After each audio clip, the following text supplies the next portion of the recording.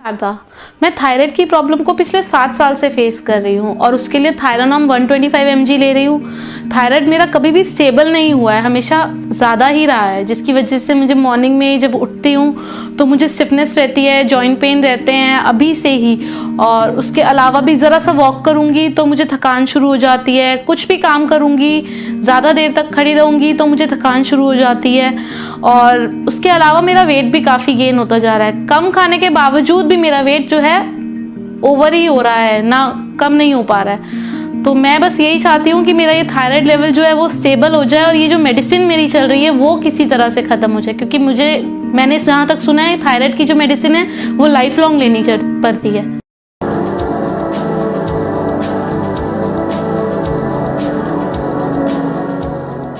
Friends, doctor Manish, a warm hug and welcome to all of you. नमस्कार।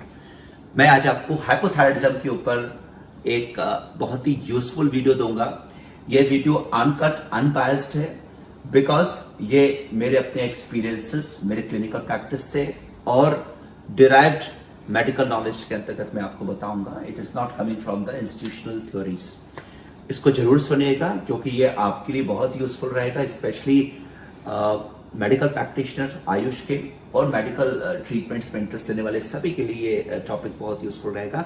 इसमें मैं आपको बताऊंगा कि हाइपोथायराइडिज्म, क्यों हम इसको हाइपोथायराइडिज्म कहते हैं, थायराइड होता क्या है, क्या काम करता है, किस तरीके से वो हमारी बॉडी को रेगुलेट करता है, नेचुरल या होलिस्टिक मेडिसिन या होम्योपैथी किस तरीके से थायराइड बीमारी को ठीक करती है, किस तरीके से इसको डिफाइन करती है, प्रैक्टिस ऑफ मेडिसिन की डेफिनेशन कैसी होती है, और कब जब हम ट्रीटमेंट ले रहे हों, हम थायराइड, थायरॉक्सिन, एल्ट्रॉक्सिन या इन दवाइयों को बहुत सालों से खा रहे हों, इसके बावजूद भी हमारा वेट बढ़ रहा है, हम बीमार पड़ रहे हैं, हम अच्छा नहीं महसूस कर रहे हैं, तो उन कंडीशंस में आपको इमीडिएटली कॉशियस होकर किस तरीके से होम्योपैथिक ट्रीटमेंट को ऑप्ट करना चाहिए, ये मैं आपके सामने अब प्रोड्यूस करने वाला हूं।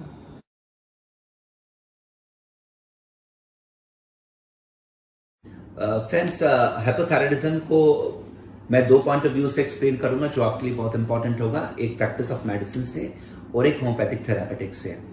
प्रैक्टिस ऑफ मेडिसिन बताती है कि जो केमिकल चेंजेस हैं वो T3 T4 नाम के हार्मोन से जिनके कमी होने के कारण प्रोड्यूस होते हैं या जिनकी अधिकता होने के कारण प्रोड्यूस होते हैं। तो अभी हम कमी होने के कारण पे बात कर रहे हैं, हाइपोथायराइडिज्म के ऊपर बात कर रहे हैं। सो T3 T4 जब कम होता है तो बॉडी में बहुत सारे फीचर्स आते हैं, उन फीचर्स को हम कहते हैं हाइपोथायराइडिज्म के फीचर्स। तो जब आप वो फीचर्स लेकर जाते हैं तो डॉक्टर शक करता है और शक करने के बाद वो थायराइड को चेक करता है। हालांकि वो फीचर्स और भी बीमारियों से भी आ सकते हैं और थायराइड भी साथ में आपका खराब हो सकता है।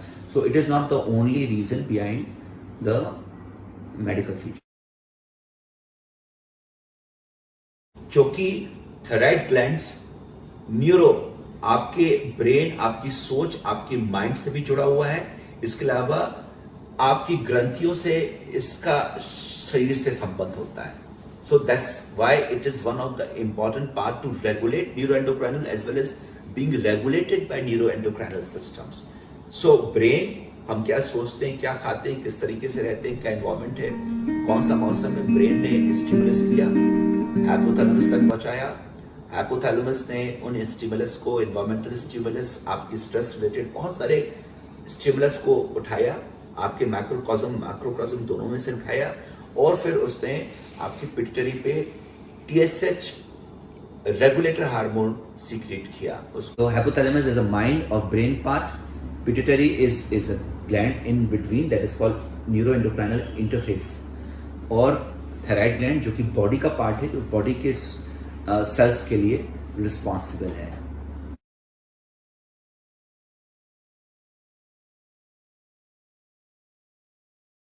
फ्रेंड्स, जब भी हम इसको डिफाइन करते हैं हाइपोथायराइडिज्म को, तो इसकी डेफिनेशन दो पॉइंट ऑफ व्यू से आती है। प्रैक्टिस ऑफ मेडिसिन बता रहा है कि यस, ग्रंथि है, ग्रंथि के अंदर कुछ मुश्किलें आ रही है, T3 T4 नहीं बन पा रहे हैं। प्राइमरी हाइपोथायराइडिज्म मतलब ग्रंथि के अंदर की प्रॉब्लम है, वो प्रोड्यूस हो रही है, इसलिए आपके T3 T4 नहीं बन पा रहे हैं। अब T3 T4 नहीं बन पा रहे हैं तो उनके एक्शंस क्या खत्म हो रहे हैं वो जानना हमारे लिए इंपॉर्टेंट है। कॉजेस जानना इंपॉर्टेंट है, किस कारण ये हाइपोथायराइडिज्म प्रोड्यूस हो रहा है और क्या क्या इसके डायग्नोस्टिक सिम्टम्स हैं, क्या ये किस तरीके से हमें पता चलेगा कि हमें हाइपोथायराइडिज्म, ये दोनों बहुत इंपॉर्टेंट है। तो कॉजेज इसके आयोडीन की डेफिशिएंसी, एक जमाने में आयोडीन की डेफिशिएंसी काफी ज्यादा थी, लेकिन अब आयोडीन को जिस तरीके से हमने लेना शुरू किया, एक्सेसिव हुआ है, तो ये अपने में हाइपोथायराइडिज्म की मुख्य कंडीशन बन चुका है। सो अब आयोडीन की डेफिशिएंसी जो कारण था वो भी एक कारण है, लेकिन अब वो कम कारण के रूप में दिख रहा है। Hashimoto's disease, that means autoimmune disease, वो भी हाइपोथायराइडिज्म प्रोड्यूस कर रही है, सबसे मुख्य वही है आज की डेट में। तीसरा, मेडिसिनल या सर्जिकल एब्लेशंस हुए, सर्जिकल एक कॉज है, रेडिएशन इम्यूनोथेरेपी कॉज हो सकती है, तो ये सब कॉजेज भी हाइपोथायराइडिज्म प्रोड्यूस कर रहे हैं। नाउ सिम्टम्स ऑफ हाइपोथायराइडिज्म, देखिए hypothyroidism is a constellation of science and symptoms. Hypothyroidism एक बहुत लंबी चौड़ी बीमारी है जो कि एक स्पेक्ट्रम ऑफ सिम्टम्स और कॉन्स्टलेशंस ऑफ साइंस देती है। इसलिए जब हम इसको प्रैक्टिस ऑफ मेडिसिन से केमिकल चेंजेस के अंतर्गत समझाते हैं तो बहुत कुछ समझा नहीं सकते। केमिकल चेंजेस के अंतर्गत T3 T4 हुआ, उसकी रिसेप्टर सिस्टम्स डीएक्टिवेट हुए, वो अब न्यूक्लियस के अंदर नहीं जा पा रहा है क्योंकि वो है नहीं या रिसेप्टर सिस्टम्स खराब है। अब वो ट्रांसलेशन ट्रांसक्रिप्शन नहीं कर रहा है, जेनेटिक कोड डिकोडिंग्स नहीं कर रहा है, तो बहुत सारे बॉडी के प्रोटीन मेटाबॉलिज्म डिस्टर्ब हो रहे हैं।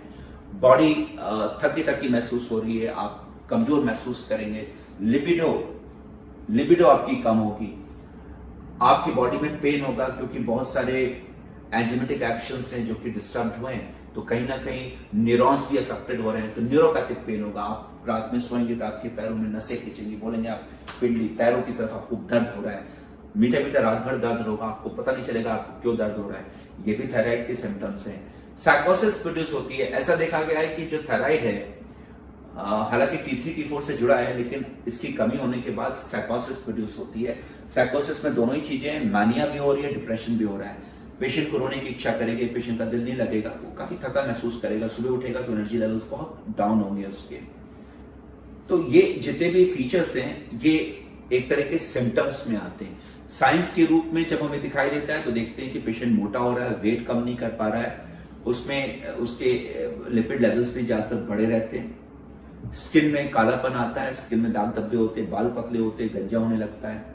इसके अलावा मेंसेस, फीमेल्स में मेंसेस डिस्टर्ब होती है, मेल्स और फीमेल्स दोनों में लिबिडो भी रिड्यूस होती है।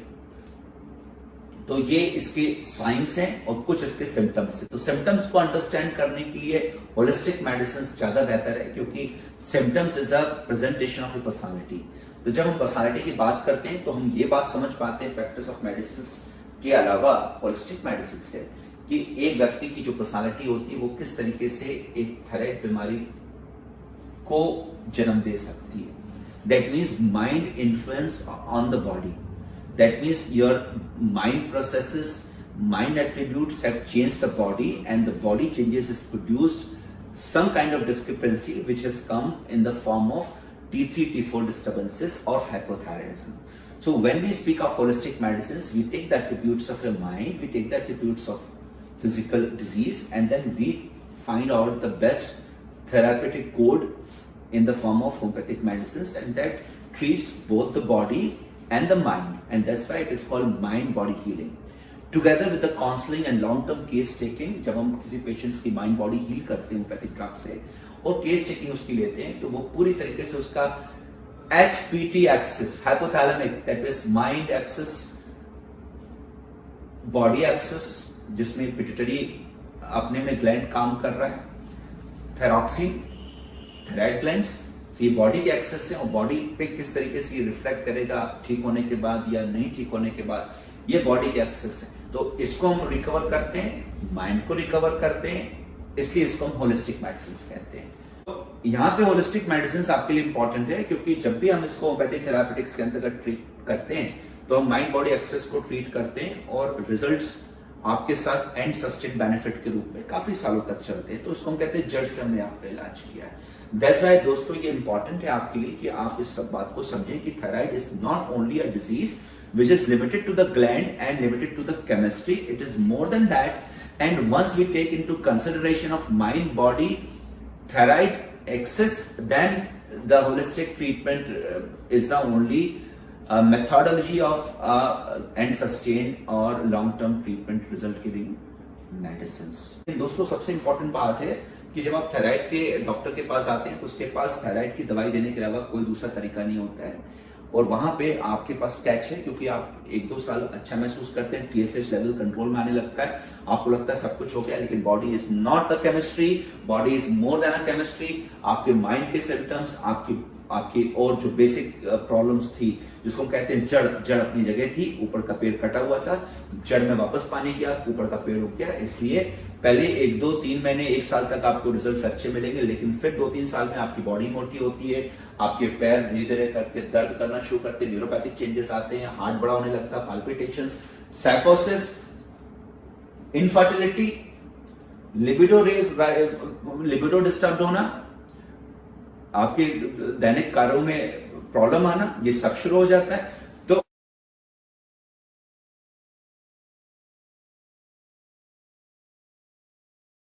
issue, but right now I'm going to talk to you about how the thyroid gland has been defined in medical science. तो यहाँ पे जहाँ पे भी केमिस्ट्री की प्रॉब्लम आ रही है, वहाँ पे हमने मेडिकल डायग्नोसिस कर दी और आपको बाहर से केमिस्ट्री दे दी।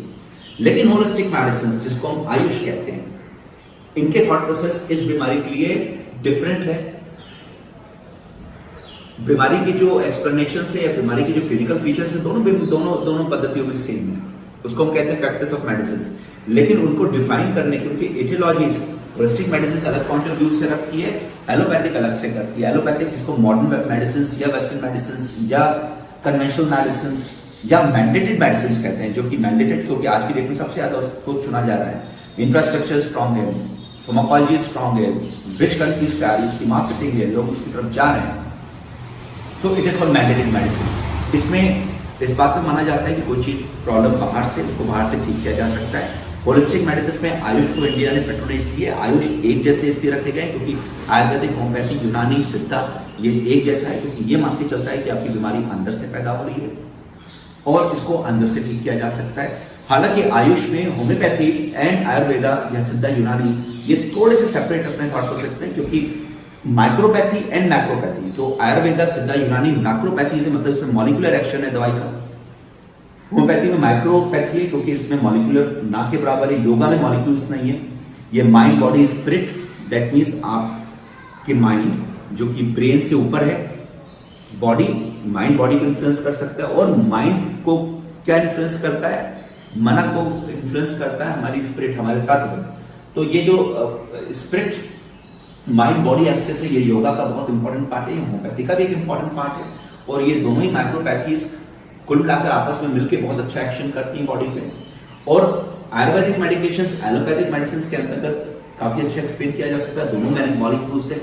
अगर आयुर्वेदिक मेडिसिन इसका बेसिक कंसेप्ट ह्यूमर्स पे, मतलब वात, पित्त, कफ, ये 3 ह्यूमर्स के ऊपर जो जब हम एक्सप्लेन करके किसी पेशेंट को डायग्नोज करके आयुर्वेदिक दवा देते हैं, that is called pure Ayurvedic medicine.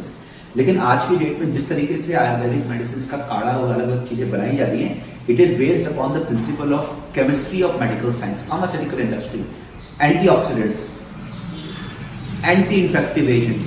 तो एंटी इन्फेक्टिव एजेंट्स को आप आयुर्वेदा से क्यों जोड़ते हैं? उसको तो आप हर्बल या उसको हम एलोपैथी में भी शामिल करते हैं। Ayurveda in pure sense is coming out of the humours. जब हम किसी आदमी को इन ह्यूमर्स के द्वारा डिफाइन करते हैं और डेफिनेशन के अंदर डायग्नोस करते हैं और डायग्नोसिस से हम दवाई चुन के आपको देते हैं, that is called pure Vaid and that is called pure Ayurveda. In the same way homeopathic medicine hypothyroidism की डायग्नोसिस पे तो आधारित होती है, लेकिन उसको चुनने के लिए हमें होलिस्टिक थॉट प्रोसेस को अंडरस्टैंड करना पड़ता है। हमें ये समझना पड़ता है कि किस तरीके से माइंड पे इन्फ्लुएंस हुआ है और किस तरह से माइंड के इन्फ्लुएंस ने बॉडी को इन्फ्लुएंस किया है और फिर बॉडी के इन्फ्लुएंस के अंदर ये केमिकल चेंजेस आए जिसको मेडिकल साइंस बीमारी के रूप में एक्सप्लेन करके उसको रिप्लेस करके ठीक करने की कोशिश करा, लेकिन अब ठीक नहीं हो पा रही है। तो अब हम यहाँ से रिले करके उसको पूरी तरीके से जड़ से ठीक करने के लिए होलिस्टिक मेडिसिन का यूज करेंगे। तो यहाँ पे आयुर्वेदिक, होम्योपैथिक मेडिकेशंस और इनकी डायग्नोसिस इंपॉर्टेंट आती है।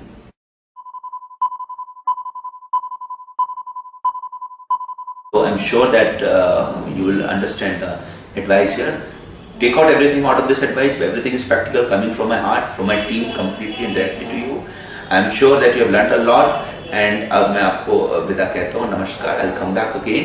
और मुझे आखिरी तक सुनने के लिए धन्यवाद। आपके अंदर बैठे ईश्वर को भी मैं नमन करता हूँ। Thank you doctor ससंगी।